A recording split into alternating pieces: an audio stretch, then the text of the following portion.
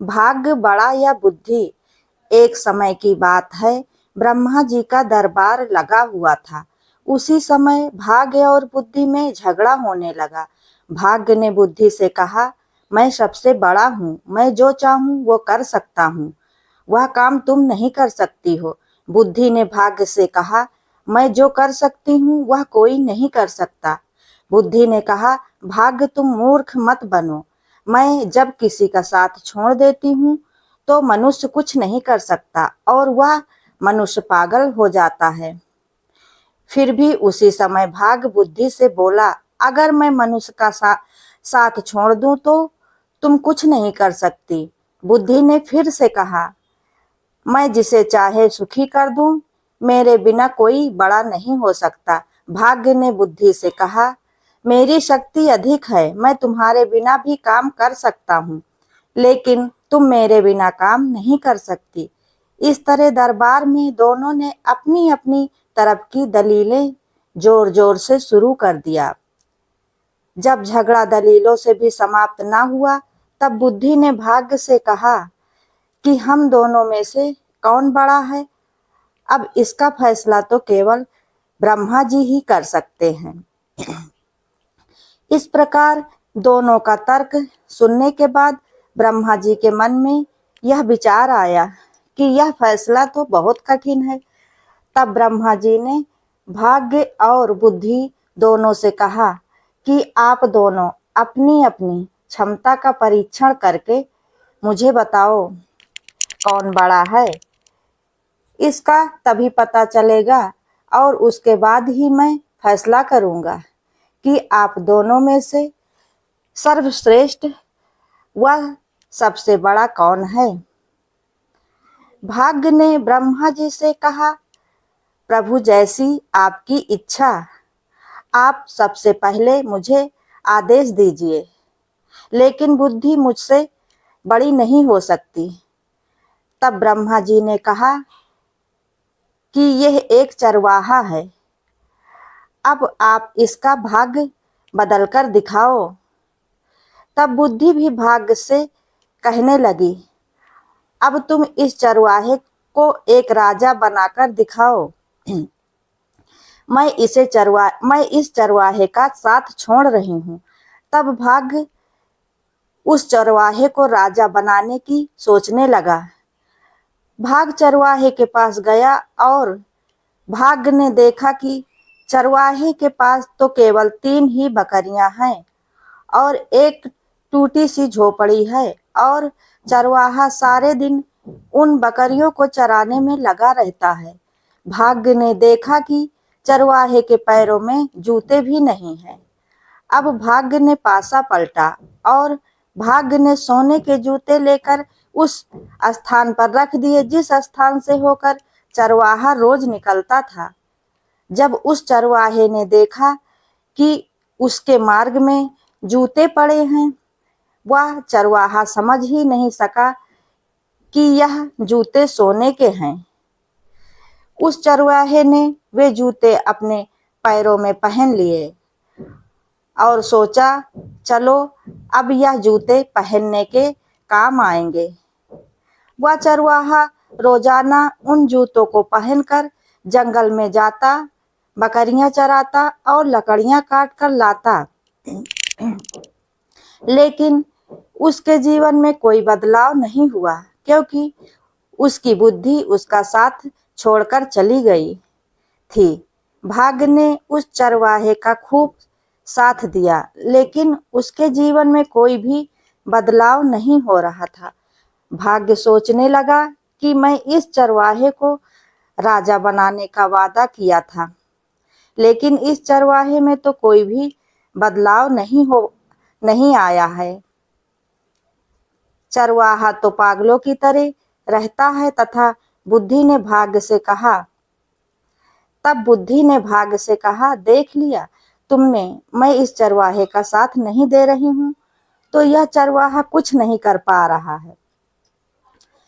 फिर कुछ दिन और बीते। एक दिन राजा, जिसका नाम तेज प्रताप था, राजा तेज प्रताप के राज्य में एक सौदागर था जो रोजाना अपने ऊंट पर पीतल लाद कर उसे बेचने जाता था। उसी मार्ग से निकलता था जिस मार्ग से रोजाना चरवाहा जंगल के लिए जाता था।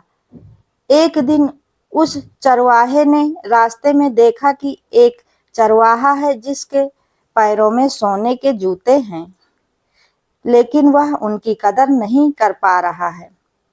सौदागर ने सोचा कि शायद यह चरवाहा इन जूतों के बारे में कुछ नहीं जानता होगा। तब उस सौदागर ने चरवाहे के पास जाकर उससे पूछा, भाई ये जूते कहाँ से मिले हैं? चरवाहे ने सौदागर से कहा कि यह जूते मुझे जंगल के रास्ते में पड़े हुए मिले थे। उस सौदागर ने कहा कि यह जूते आप मुझे बेच सकते हो? चरवाहे ने सौदागर से कहा, हाँ, मैं इन जूतों को बेच दूंगा, क्योंकि इनको मैं बहुत दिनों से पहन रहा हूँ, पर यह जूते फटते ही नहीं। सौदागर ने कहा, तो बताओ इसके बदले तुम क्या लोगे? चरवाहे ने कहा, इनके बदले तुम मुझे 1 किलो आटा दे देना, जिससे कुछ दिनों तक मेरा रोटी का काम चलेगा। सौदागर ने कहा, मंजूर है, और 1 किलो आटे के बदले सौदागर उस चरवाहे से सोने के जूते खरीद लिए। फिर बुद्धि भाग्य के पास आई और भाग्य से बोली, भाग्य ये क्या हो रहा है? आप कहाँ सो गए? जिस चरवाहे को आप एक राजा बनाना चाहते हैं, उसने तो आपके दिए सोने के जूते को 1 किलो आटे में बेच दिया। तब भाग्य ने बुद्धि से कहा, बुद्धि आप अभी चुपचाप रहो और देखती रहो मैं क्या करता हूँ। भाग्य बोला, मैं इस चरवाहे को राजा बनाकर ही रहूंगा। बुद्धि ने भाग्य से कहा, राजा के चक्कर में आप इस चरवाहे को मार मत देना, क्योंकि यह चरवाहा बुद्धि के बिना कुछ नहीं कर सकता है। भाग्य ने फिर पासा पलटा और इस बार हीरे से जड़ित सोने के जूते फिर दोबारा ले जाकर उसी स्थान पर रख दिया जहां से चरवाहा जाता था। फिर उसी रास्ते से चरवाहा निकला तो उसने देखा कि यह जूते तो पहले से और भी ज्यादा अच्छे हैं। उसने सोचा, चलो इनको भी पहन लेता हूँ। उस चरवाहे ने उन जूतों को भी पहन लिया और फिर जंगल में अपनी बकरियों को चराने के लिए चला गया। एक दिन उसी रास्ते से होते हुए फिर से वही सौदागर अपना माल बेचने जा रहा था। उस सौदागर ने फिर से उसी चरवाहे को पैरों में पहले से भी अति सुंदर स्वर्ण से हीरे से जड़े सोने के जूते देखे और चरवाहे के पास जाकर उससे कहा, भाई क्या ये जूते भी तुम मुझे बेच दोगे?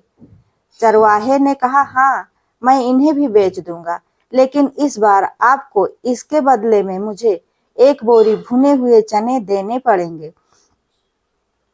तब सौदागर उसके लिए भी राजी हो गया और उसने उन जूतों को भी 1 बोरी भुने चने के बदले में खरीद लिया।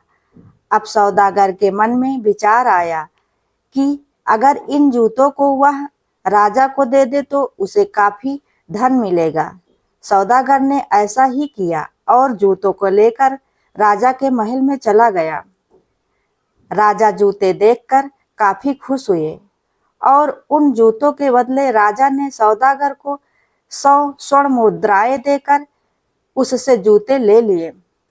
सौदागर से राजा ने कहा, आप ये जूते कहाँ से लेकर आते हैं? तब सौदागर ने राजा से झूठ बोला और कहा, महाराज, जहाँ अपना माल बेचने जाता हूँ वहाँ के राजा ने मुझसे खुश होकर यह जूते दिए हैं। तब राजा ने सौदागर से कहा, अगर उन राजा के कोई बेटा हो तो बताना, मैं अपनी बेटी की शादी उनके यहाँ कर दूंगा। अब की बार अब की बार आप जब भी उन राजा के यहाँ जाना तो यह प्रस्ताव लेकर जाना। अब तो सौदागर फंस गया और खुद से ही कहने लगा कि मैं तो बड़ी मुसीबत में पड़ गया हूँ, अब मैं क्या करूँ। सौदागर सोचने लगा कि उस चरवाहे के पास ही जाता हूँ। तब सौदागर उस चरवाहे की झोपड़ी में गया और उसने देखा कि चरवाहा अपनी बकरियों के साथ वहीं झोपड़ी में बैठा था। सौदागर ने अपने पीतल के बर्तनों का बोरा उतार कर वहीं बैठकर चरवाहे से बात करने लगा। चरवाहा उठा और बात करते करते उसके बर्तनों के बोरे पर बैठ गया। चरवाहा जब उसके बर्तनों के बोरे पर आकर बैठा तो वह सभी बर्तन सोने के हो गए, क्योंकि भाग्य उस चरवाहे का साथ दे रहा था। सौदागर ने मन ही मन सोचा, यह तो बड़ा काम का व्यक्ति है या फिर कोई बड़ा जादूगर है। अब इसे ही मैं राजा बना देता हूँ। सौदागर ने चरवाहे से कहा, भाई तुम चिंता मत करो, मेरे पास काफी धन दौलत है, मैं आपके यहाँ महल और किला बना देता हूँ और आप राजा बन जाना। राजा बनने के बाद मैं आपका विवाह मेरे देश के राजा की बेटी से करवा दूंगा, फिर आप आराम से अपनी जिंदगी जीना। चरवाहे ने कहा, भाई तुम जो भी करो, लेकिन मेरी बकरियों का ध्यान जरूर रखना। सौदागर ने सोचा कि यह व्यक्ति तो बुद्धि से मूर्ख लगता है, शायद इसकी बुद्धि नष्ट हो गई है।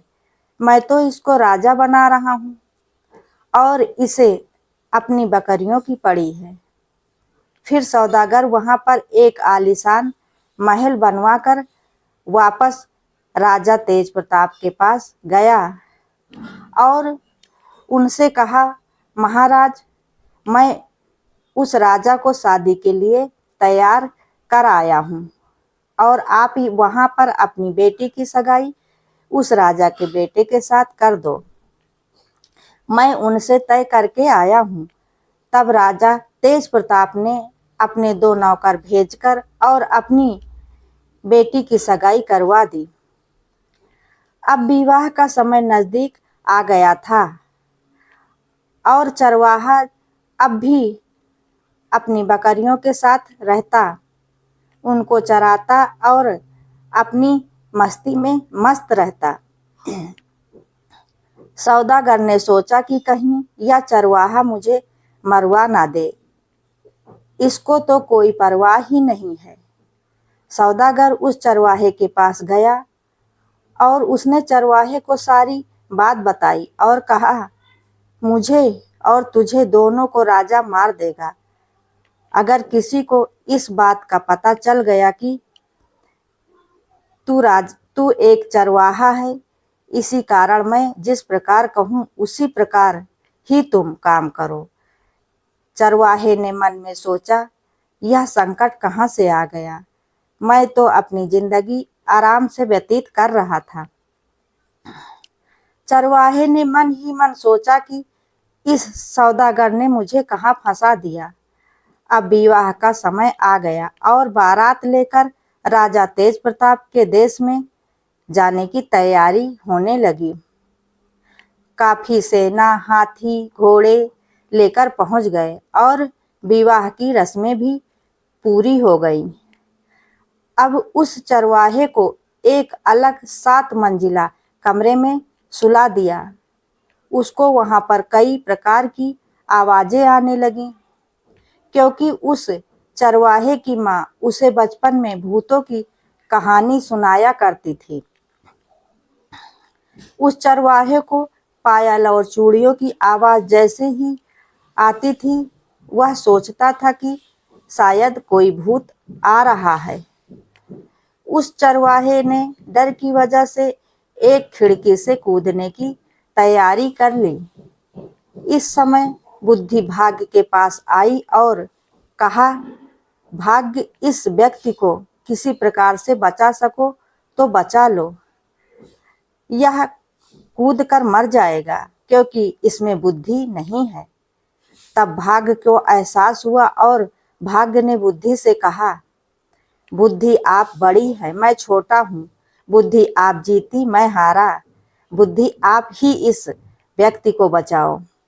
तब इस समय बुद्धि ने उसे चरवाहे के दिमाग में प्रवेश किया और फिर बुद्धि आते ही चरवाहा खिड़की से कूदते समय रुक गया। अंत में ब्रह्मा जी ने फैसला सुनाते हुए भाग्य से कहा, भाग्य आप परीक्षण में सही सफल नहीं हो सके, इस कारण भाग्य आपसे बुद्धि आपसे बड़ी और सर्वश्रेष्ठ है। दोस्तों, मेरे द्वारा सुनाई गई यह कहानी अगर आप लोगों को पसंद आई हो तो वीडियो को लाइक, शेयर, कमेंट और चैनल को सब्सक्राइब जरूर करें और ऐसी ही ज्ञानवर्धक और धार्मिक जानकारियों के लिए चैनल को सब्सक्राइब करें। वीडियो अंत तक देखने के लिए धन्यवाद।